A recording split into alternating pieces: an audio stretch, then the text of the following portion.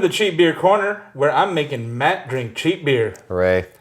This week, we are sipping on some Modelo Especial. The more especial version of Modelo. Fuck you, regular Modelo. You aren't especial. Or as I called it when Matt asked me earlier, El Talcano Modelo. Not the... Modelo Talcano. Modelo El Talcano. Out of an icebox in the middle of the gas station, as cheap beer should be. That's really the best kind of format. So, surprisingly golden. Yeah. No head. The foam was like, fuck y'all, I'm not hanging out here. Yeah. It's from like that bad part of Mexico. It's from like it used to be nice, but now there's just crime is taking over. Cartels and the foam, came in. The foam is like, I'm gone. Fuck a bunch of this. It's called foam flight. Foam flight.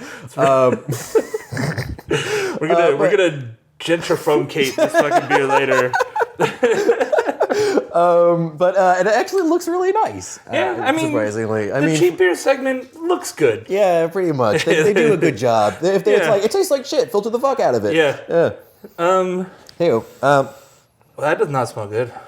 Yeah, it's a little. It smells cloying, like a little bit of like sweetness and like maybe like a noble hop. That's just like there by under duress. You get DMS like a gym sock type of thing. Yeah. Yeah, it smells sweaty. Yeah, it really does. Like, which is kind of disappointing because I always remember Modelo being one of the better Mexican beers. Yeah, like it's been out in the sun all day. Just only it hasn't. It's in a can. Like, come on. Yeah, it was on ice too. Yeah, what the fuck? Thought it'd be just chilling. No, I'm kind of for it. It tastes better than it smells. That's does. for sure. Yeah. I don't smell this beer, but it tastes pretty all right. That's the secret. If you're drinking Modelo, just drink it out of the can so you don't have to smell it. Don't smell it. And let the can gas off a little bit, because we drank, when I opened the can, it was like, ooh, you can smell that from here. Mexican beer usually doesn't adjunct at you.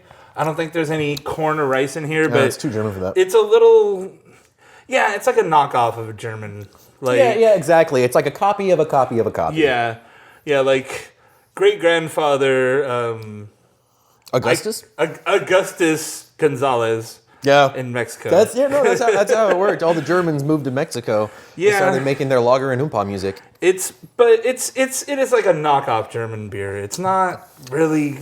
Yeah. I mean, but it's all right, though. It's all right, yeah. I mean, the aroma, like I said, is kind of sweaty and gym socky, which I'm not a fan of. But it's all in all, I'd give it a solid C+ on the cheap beer. We really need to figure out a cheap beer scale now. Cheap beer scale? Yeah.